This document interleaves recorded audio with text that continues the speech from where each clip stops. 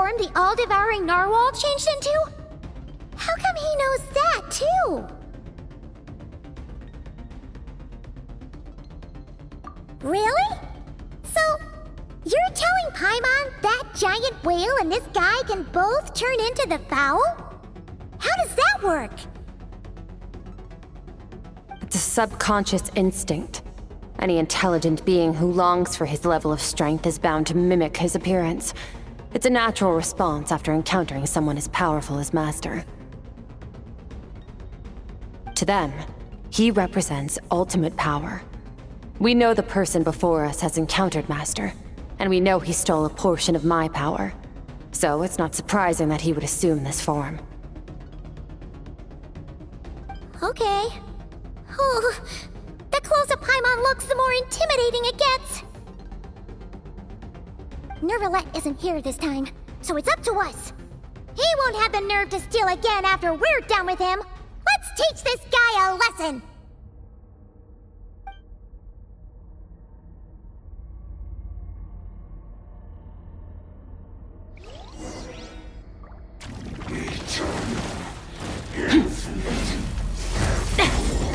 Annihilated. Mine to wield. Ha! Bombs away! Water jet! Yeah!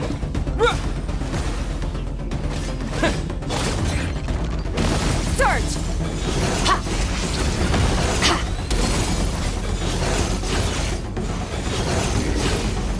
Ha! Ja! Ha! Haven't forgotten your training, I hope.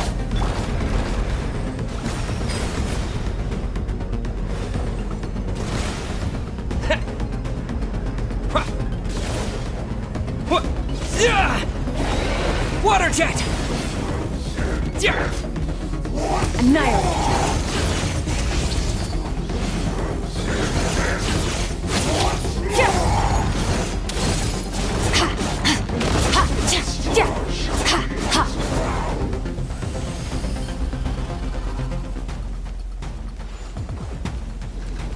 Extinguished! Power! Ha!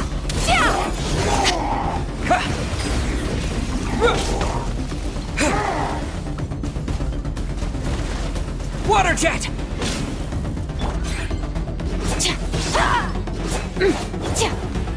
Annihilated! Mine to wield! Ha! Yeah!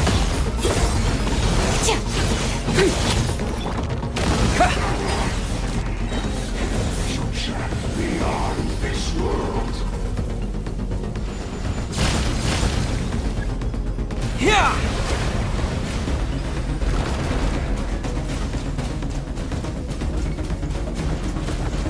Go! Yeah! Ha! Surge! Ha! Yeah! Yeah! Yeah! Ha! Yeah!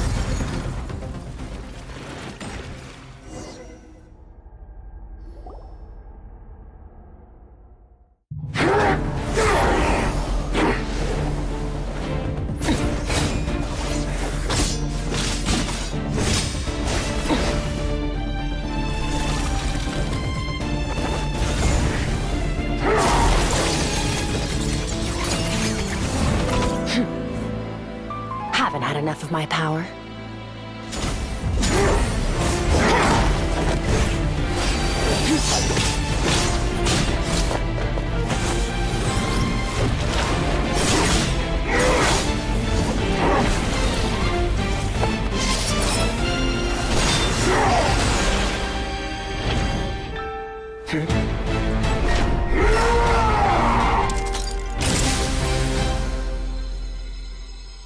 Well then, let's see how much more of this power you can handle.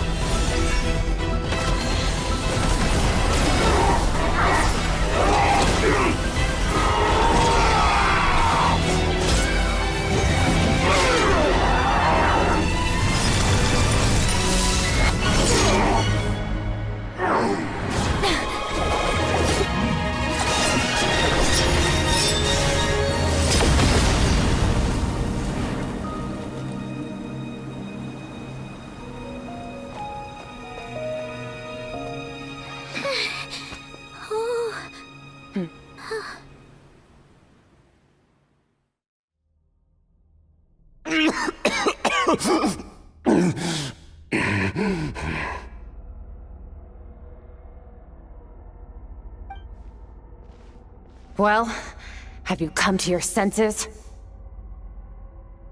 You saw that my body was at its limit. So, you deliberately channeled your power into me, knowing that it would destroy my shell from within. Such power, such keen battle instincts. So you must be. Skirk, Sertologi's disciple. How long has it been? How long has he been away from Tevat? Hundreds of years. Hundreds?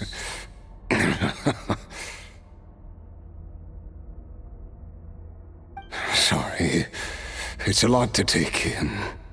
I should introduce myself. I am Skirk, a friend of your master and one of his followers. This is the first time I've heard your name, Skirk. But hundreds of years ago, I knew you existed. And I knew you would come here. Hundreds of years ago? Sounds like you and Master have quite the history. Care to tell us about it? Of course.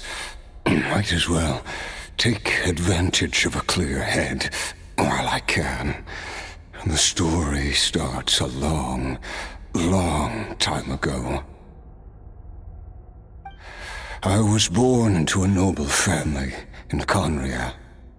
As the eldest son, I was set to inherit our title.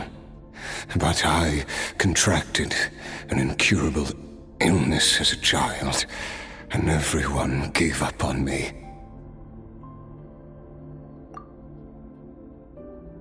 I trained the sword harder than anyone else, defeated all of my peers. But it was all in vain. When other people looked at me, all I saw in their eyes was pity, or a strange glee in my misfortune. Even my parents were just waiting for me to die. Over time, my heart hardened, and I became aimless. That was the point where I met your master, Sertologi. We were similar in age, but different in background. He was born in prison, the son of criminals who had been sentenced to death. He spent his childhood wandering the streets, facing more criticism than the literary works in the Universitas Magistrorum. Yet, he always wore a smile on his face, as if kindness and malice were one and the same, and he could not see the difference. I still remember what he said to me when we first met. You need to fight to survive. Even if it's a losing battle, it should light a fire under you. How can you sit back like this and go down without a fight? That does sound like something he would say. He was the first to acknowledge that I was worth something, and he inspired me to keep going. When we sparred together, it was the first time I'd actually felt the thrill of combat. When I was 10, he stole forbidden research materials and managed to cure my illness. It was like there was nothing in this world he couldn't accomplish. When it came to the human form, he was always intent on pushing the boundaries of possibility. But somewhere along the way, I fell behind. My talents were nothing compared to his. And at some point, I realized he had pulled so far ahead, I was too embarrassed to even ask him to spar. After his grand endeavor was successful, he sought me out and said to me, "This planet no longer holds anything of interest to me, so I'm leaving. But first, I have an offer.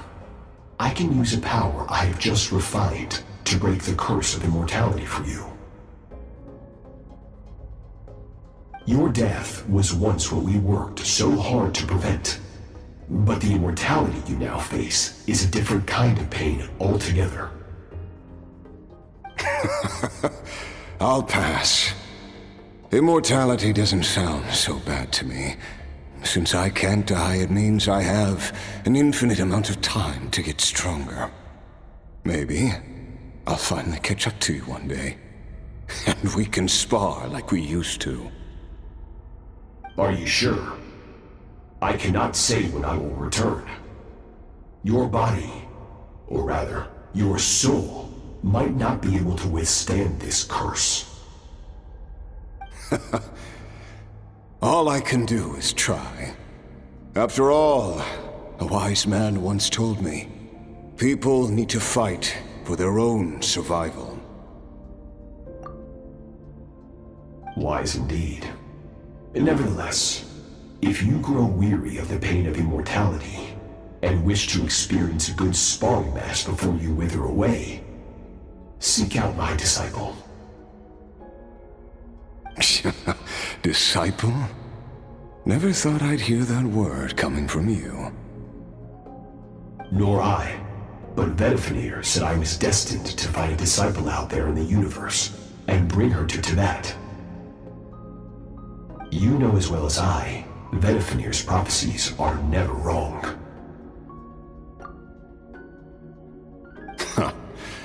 Well, now I'm curious about who this disciple of yours will be. All Betwixt said was that one day, the stars shall bow in her honor. Sounds pretty impressive. Of course. Only the most outstanding people would have the right to become my disciple. Still self-assured as ever, I see. But you're not wrong.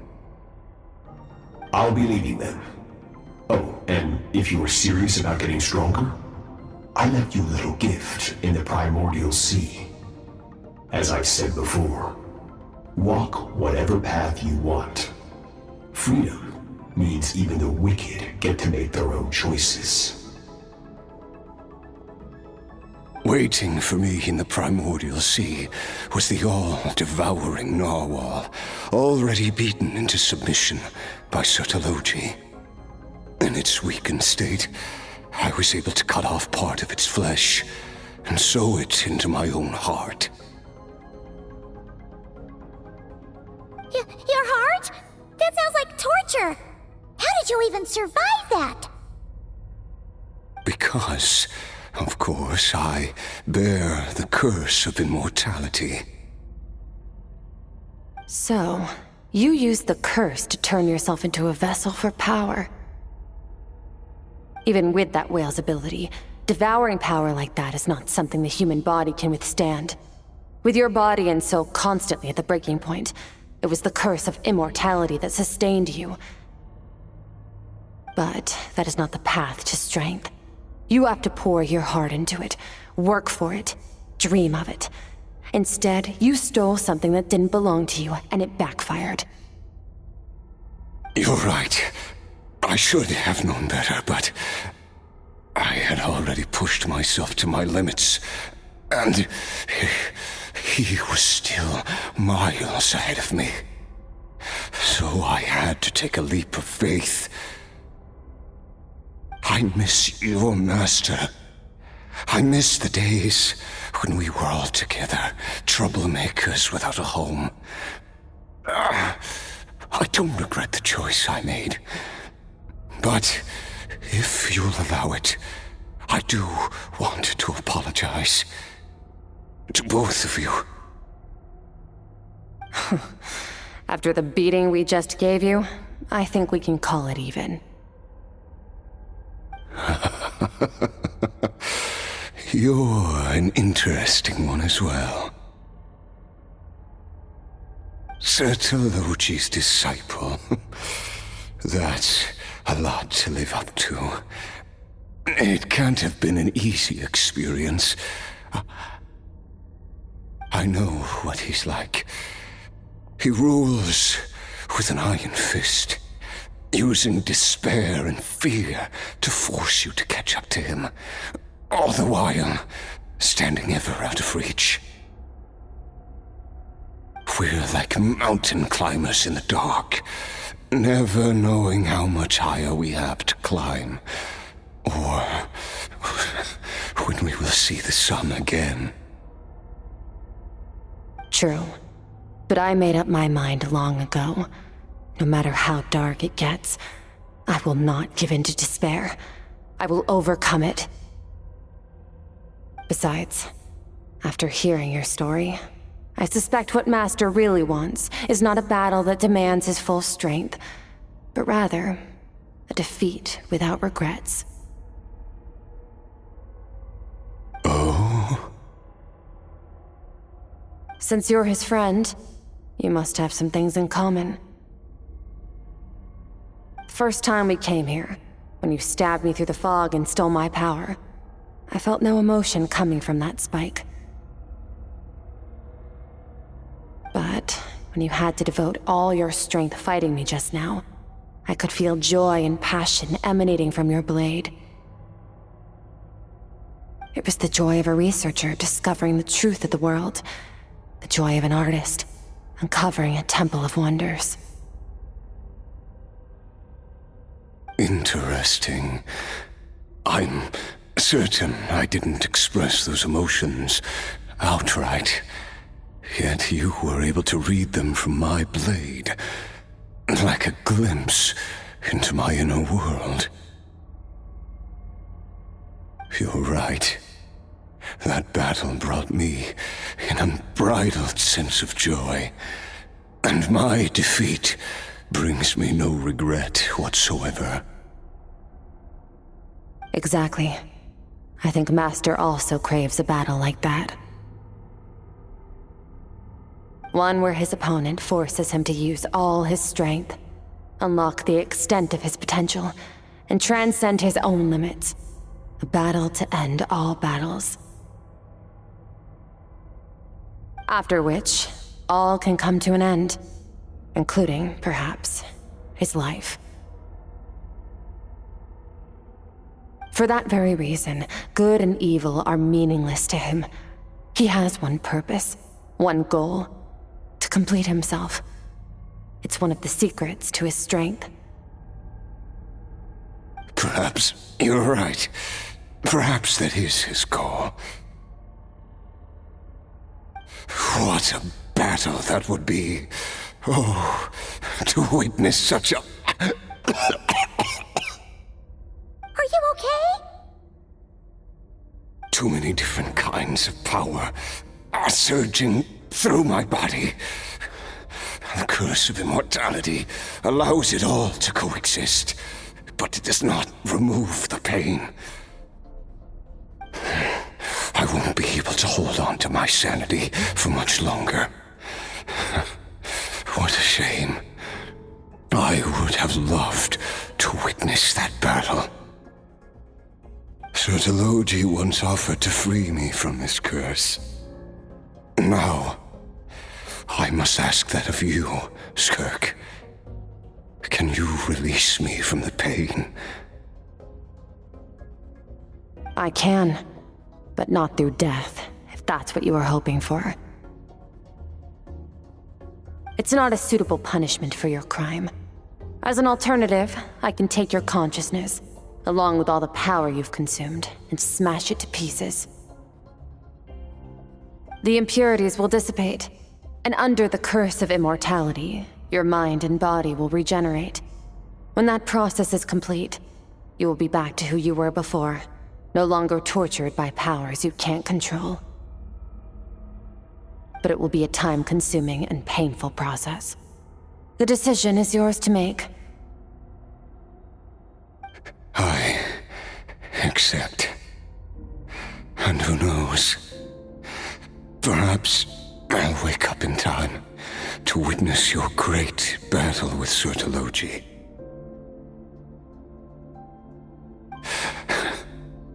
I have faith that you'll be able to stand against him one day.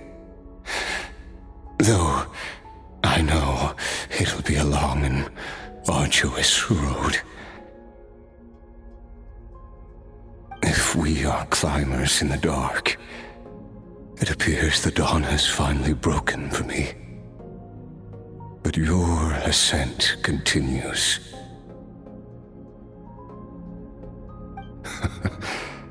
At least, it looks like you are not alone on your journey. I will reach the top of this mountain, no matter what it takes. And you, Skofnunger, will be my witness at the end of all things. Whew, that's finally over. Let's get out of here. Huh, at least we don't have to make a mad dash for the exit like last time.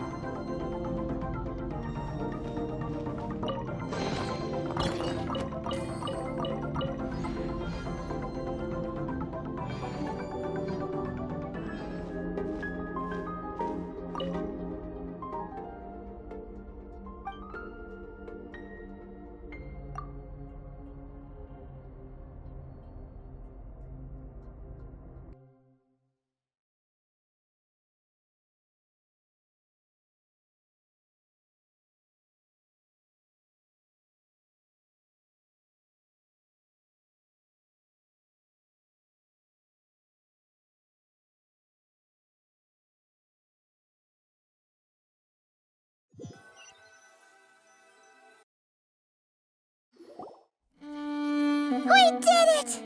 Ah, it's only been a few days, but it feels like forever. Once again, we've proved there's nothing we can't overcome. We're just that awesome. Wow, you sound even more confident than usual. Guess you really have become stronger. Today sure went by fast. It's night already. Oh wait, that reminds Paimon. The stars you mentioned, the ones that died out, are they back now? Yes. The power Skofnunger stole has been returned. So, the stars have regained their light. Great! Huh, it's crazy that you even noticed their light was gone. There are so many stars in the sky. If a few disappeared, Paimon definitely wouldn't be able to tell. I suppose it's because I have gazed upon this sky for centuries. The false stars, hanging in the meticulously planned sky, glittering with rotten light.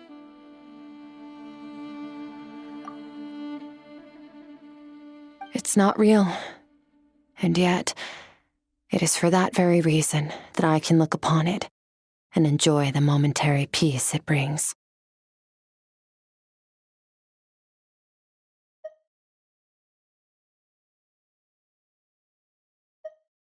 Even the most beautiful of bubbles has to burst. We will return to the real universe one day, whether of our own volition or not. Time marches ever forward. Even the innocent and naive will taste life's bitterness. Yet through hardship, we grow until we learn to seize the sands of time for ourselves and uncover our true strength. Though we gaze upon a false sky, its vastness and majesty is palpable. One can only wonder, what is it going to take for kindness to reign supreme in the vast expanse of the universe? Ugh, this is all going over Paimon's head. But if she knows one thing, it's that the Traveler always finds a way. Ever since we met, he has filled Paimon's days with happiness. No matter how tough things get, he always finds a way to make it better. If it's too big a job for one person, then we'll do it with two. And if two's still not enough, then three. We've met so many amazing friends and accomplished so many amazing things. As long as we don't give up, we can make any wish come true. I suppose when it comes to you, anything is possible. Well, I should be going. Now that my power is no longer isolated from my emotions, I need more practice to get used to it. I suppose fate will decide. Maybe we'll bump into each other on the street. Or maybe we'll reunite on a different planet entirely. Regardless, reunions and partings are but passing moments. More than anything, I hope that, at the end of this journey, wherever it takes us, we stand in a world reborn. One without war, pain, or forced partings. One where new life can bloom, even where there was once nothing but scorched earth. For this, we must all work to become stronger.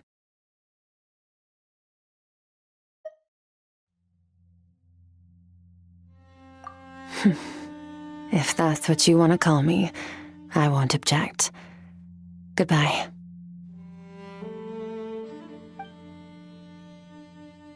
Bye!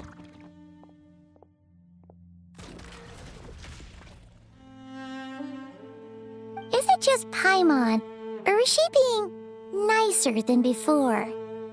We definitely count as friends after all that, don't you think? Hey, what do you think about camping here tonight? There's nothing quite like sleeping under the stars. Come tomorrow, we can continue our journey. Oh, and since Paimon treated you to that super nice meal at Wanmin Restaurant, it's about time you returned the favor.